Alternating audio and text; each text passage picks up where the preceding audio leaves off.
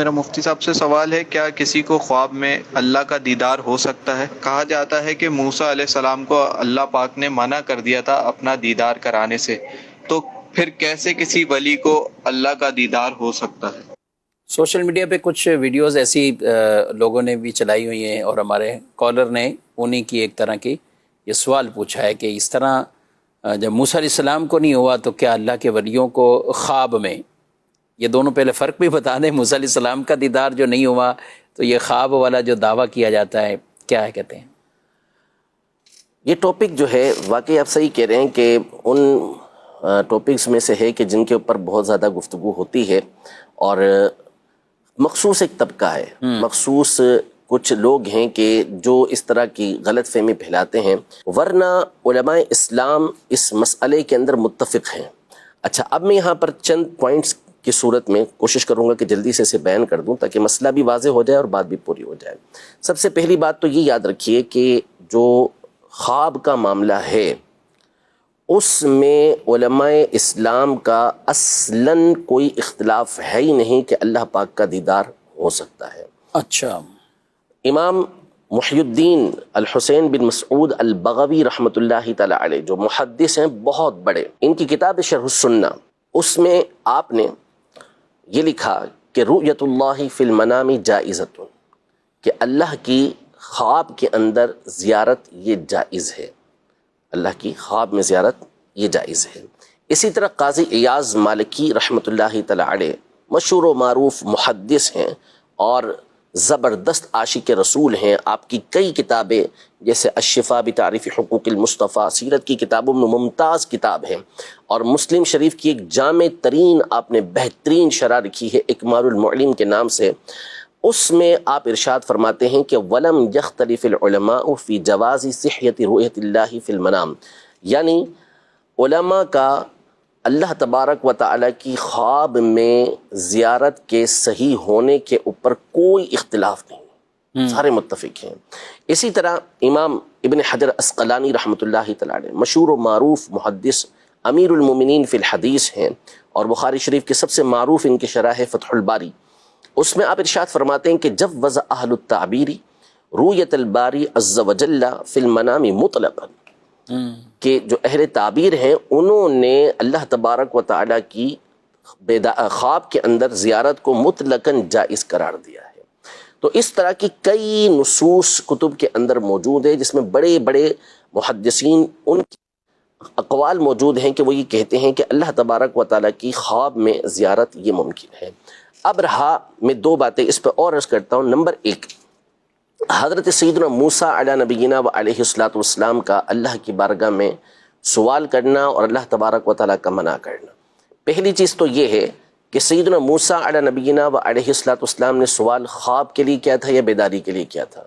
تو واضح ہے کہ ربی ارینی انظر الیک، اے میرے رب مجھے اپنا جلوہ دکھا تو میں تجھے دیکھوں، ٹھیک ہے۔ وہ بیداری کے عالم میں اللہ پاک کا دیدار کرنا چاہتے تھے۔ نمبر دو، یہ ارشاد فرمائیے کہ کیا موسیٰ علیہ السلام اللہ کی بارگاہ میں کوئی ایسا سوال کر سکتے ہیں کہ جو جائز ہی نہ ہو؟ یہ جائز تھا، سر کی آنکھوں سے دیدار ہونا، بیداری میں دیدار ہونا، اسی لیے موسیٰ علیہ السلام نے اللہ جل شانہ کی بارگاہ میں یہ عرض کی کہ رب ارینی انظر الیک، اے میرے رب مجھے اپنا جلوہ دکھا کہ میں تیری زیارت کروں۔ تو جائز تھا، اسی لیے موسیٰ علیہ السلام نے سوال کیا، لیکن اللہ تبارک و تعالی نے یہ ارشاد نہیں فرمایا کہ لن ارا، مجھے نہیں دیکھا جا سکتا، ہرگز کوئی مجھے دیکھ ہی نہیں سکے گا، یہ نہیں فرمایا بلکہ فرمایا کہ لن ترانی، اے موسیٰ آپ مجھے نہیں دیکھ سکتے، ٹھیک ہے، یعنی دنیا کے اندر آپ کو یہ چیز حاصل نہیں ہوگی، یہ اللہ تبارک و تعالی نے ارشاد فرمایا۔ تو وہاں جو موسیٰ علیہ السلام کے لیے ممانعت ہوئی ہے وہ ممانعت بیداری کے عالم میں ہوئی ہے، اسی لیے علماء کا اس پر اتفاق ہے کہ بیداری کے عالم میں، اتفاق اس پر ہے کہ بیداری کے عالم میں یعنی جاگتے ہوئے اپنے سر کی آنکھوں سے اللہ تبارک و تعالیٰ کا دیدار کرنا یہ صرف اور صرف نبی پاک صلی اللہ تعالیٰ علیہ وسلم کا خاصہ ہے، اور اس پر کئی احادیث طیبہ موجود ہیں کہ نبی پاک صلی اللہ علیہ وسلم نے اللہ پاک کا براہ راست دیدار کیا ہے، باقی کسی اور کے لیے یہ نہیں ہے۔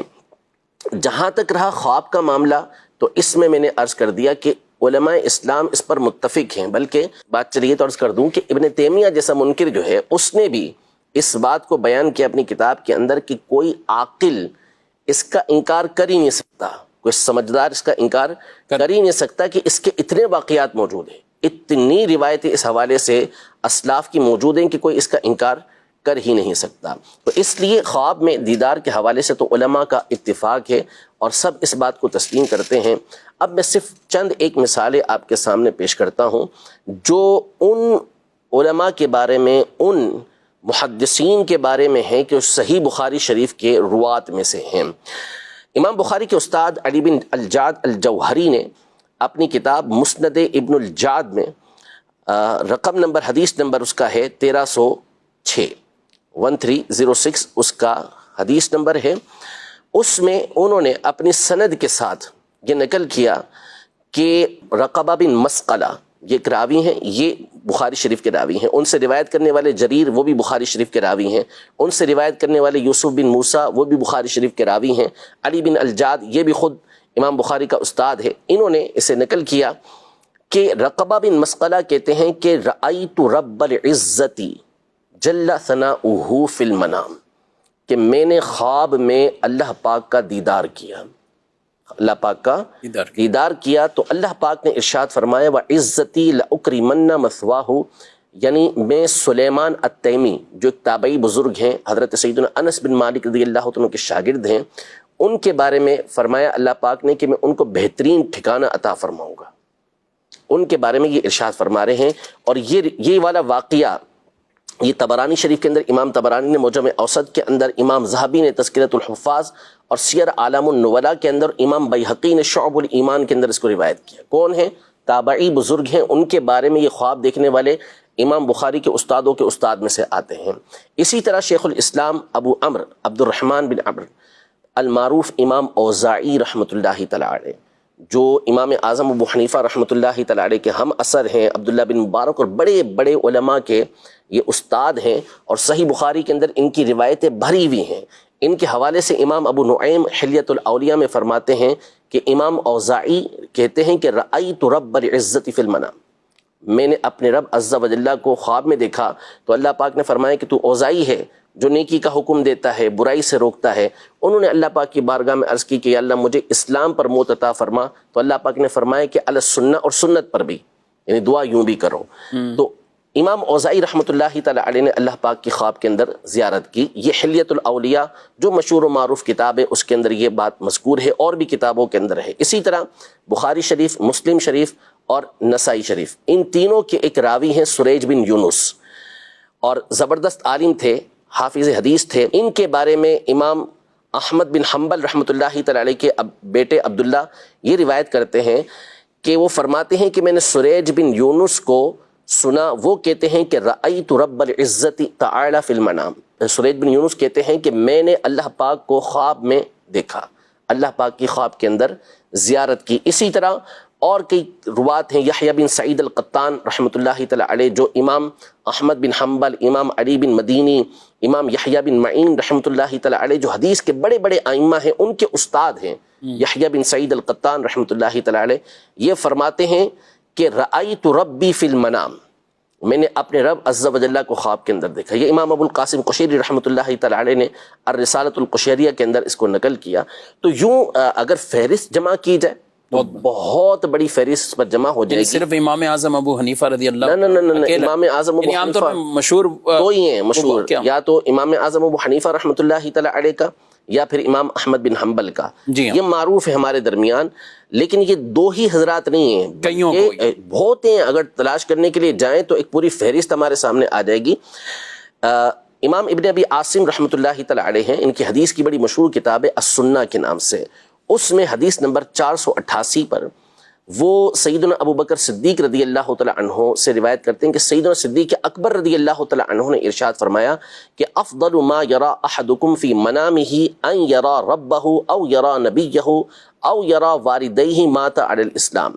یعنی تم میں سے جو خواب دیکھتا ہے اس میں سب سے افضل خواب یہ ہے کہ وہ خواب میں اپنے رب عز و جل کا دیدار کرے، یا اپنے نبی علیہ السلام کی زیارت کرے، یا وہ اس کے والدین جو اسلام پر انتقال کر گئے ان کی خواب کے اندر زیارت کرے۔ یہ افضل ترین خوابوں میں سے ہے، اگرچہ کہ اس کی سند میں العباس بن میمون نامی ایک راوی ہیں جو امام مکحول شامی رحمۃ اللہ تعالی علیہ کے شاگردوں میں سے ہیں، ان کے اوپر فقط فن حدیث کے حوالے سے اتنی جرح ہے کہ یہ مجہول الحال ہیں، لیکن یہ کوئی بہت بڑی جرح نہیں ہوتی۔ تو یہاں پر بھی یہ بات موجود ہے کہ خواب میں اللہ جل شانہ کا دیدار یہ ہو سکتا ہے۔ اسی طرح امام دارمی رحمۃ اللہ تعالی علیہ جو امام بخاری کے ہم اثر ہیں اور امام بخاری کے پلے کے محدث ہیں، ان کی کتاب سنن دارمی کے نام سے بڑی مشہور کتاب ہے، انہوں نے ایک باب باندھا ہے، باب رؤیت الرب تعالی فی النوم، خواب میں اللہ تبارک و تعالیٰ کا دیدار کرنا۔ اس میں پھر ایک حدیث پاک تو نبی پاک صلی اللہ علیہ وسلم کی ذکر کی کہ اللہ پاک کا نبی پاک صلی اللہ علیہ وسلم خواب میں بھی دیدار کیا، اور پھر اس میں اپنی سند کے ساتھ حضرت سیدنا امام محمد بن سیرین رحمۃ اللہ تعالی علیہ جو اجلہ تابعین میں سے ہیں،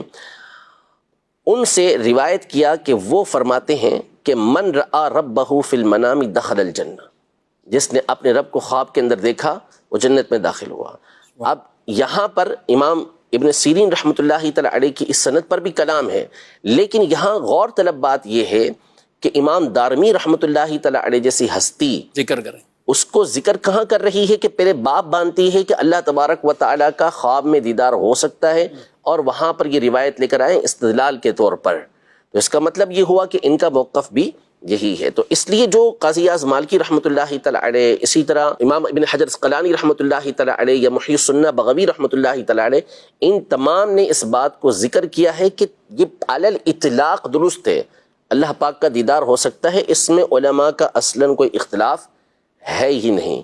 اور اس کے اوپر گفتگو موجود ہے اور کافی سارے جوابات موجود ہیں۔ تو الحمدللہ اہل اسلام اس کے اوپر متفق ہیں کہ خواب میں اللہ جل شانہ کا دیدار ہو سکتا ہے۔ نبی پاک صلی اللہ تعالیٰ علیہ وآلہ وسلم کے لیے جو خصوصیت ذکر کی ہے وہ یہی ذکر کی ہے کہ